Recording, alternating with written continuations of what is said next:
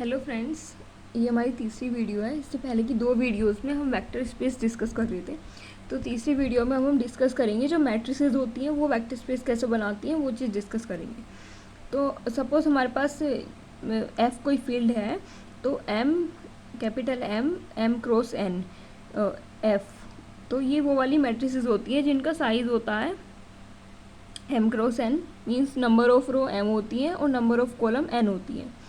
और जो इनकी अंदर की एंट्री होती है ए आई जे, वो इस वाले फील्ड से होती है। और जब हम बोलते हैं कि M cross N F over K, तो इस एफ का मतलब होता है कि जो एंट्रीज़ है वो कहाँ से हैं, मैट्रिक्स की खुद की एंट्रीज़ वो कहाँ से हैं, तो वो इस वाले एफ से होती हैं। और ओवर के, जो ये वाला के होता है वो वाला के होता है जिससे हम बाहर से स्केलर की मल्टीप्लाई करते हैं।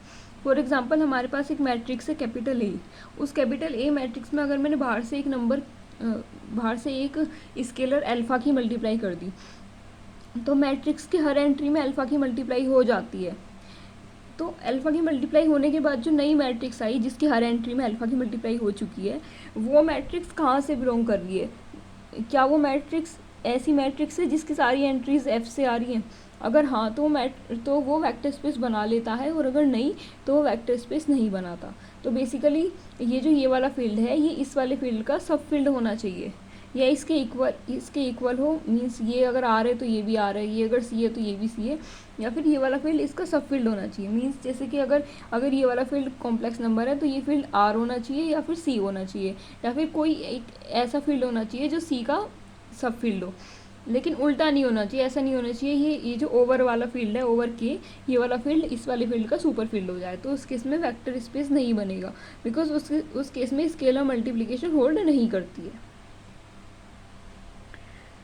तो बेसिकली हमारे पास दो नोट आते हैं कि M cross N F over K is a vector space when K is sub field of F, and M cross N F over K is not vector space when K is super field of F.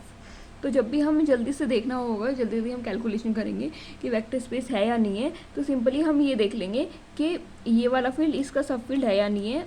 अगर सब field है तो हम बोल देंगे vector space है, अगर सब फील्ड नहीं है तो हम बोल देंगे वेक्टर स्पेस नहीं है। तो यहाँ पे कुछ एग्जांपल्स हैं, जैसे कि capital M cross N C, यानी कि सारी वो वाली मैट्रिसेस जिनकी एंट्री कॉम्प्लेक्स नंबर से है। ओवर सी मीन्स अगर हम बाहर से किसी स्केलर की मल्टीप्लाई करेंगे उस मैट्रिक्स में, तो वो कॉम्प्लेक्स नंबर होगा, क्योंकि complex number into complex number ही होता है, तो ये वेक्टर स्पेस बन जाएगा। और इसके डायमेंशन होगी बेसिकली एम इंटू एन, जो मैट्रिसेस का ऑर्डर होता है वही उसके प्रोडक्ट करके वो डायमेंशन बन जाती है एम क्रॉस एन। यहाँ पे क्या होगा, capital M N R over R, यहाँ पे भी वेक्टर स्पेस बन जाएगा, इसकी डायमेंशन होगी M N, means M into N. यहाँ पे भी वेक्टर स्पेस बन जाएगा, डायमेंशन होगी 2mn, बिकॉज आयोटा की वजह से एक डायमेंशन यहाँ पे फालतू आ जाती है। और यहाँ पे एम एन आर ओवर सी, तो ये नहीं बनेगा क्योंकि ये इसका सुपर फील्ड आ गया। यहाँ पे सी ओवर क्यू बन जाएगा, dimension infinite, R over Q बन जाएगा, dimension infinite, Q over R नहीं बनेगा क्योंकि ये सुपर फील्ड आ गया इसका। सी ओवर क्यू आई बन जाएगा क्योंकि ये इसका सब फील्ड बन जाएगा विद डायमेंशन इनफाइनाइट। वही वाला फंडा लगाएंगे, ये काउंटेबल है या अनकाउंटेबल है, तो डायमेंशन इनफाइनाइट रहेगी।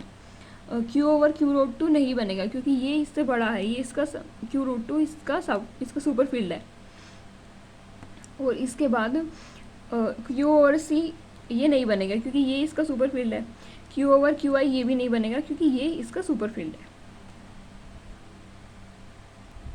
अब आगे हमारे पास ये एक एग्जांपल है कि V कोई वेक्टर स्पेस है सभी के सभी फंक्शंस का फ्रॉम C टू C। तो V1 जो है,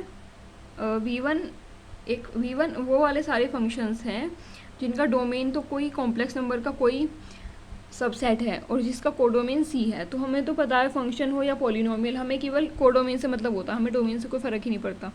तो ये वेक्टर स्पेस कब बनाएगा, अगर फील्ड कॉम्प्लेक्स नंबर हो, फील्ड रियल नंबर हो, फील्ड क्यू हो, तो तीनों केस में बना लेंगे क्योंकि हम C ओवर C देखेंगे, C ओवर R देखेंगे और C ओवर Q देखेंगे।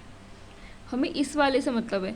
और इसके बाद जो फील्ड होना चाहिए वो इसी का ही सब फील्ड होना चाहिए, मीन्स C का सब फील्ड ये भी है, C का सब फील्ड R भी है, C का सब फील्ड Q भी है। तो इसलिए ये तीनों ही केस में वेक्टर स्पेस बन जाएगा।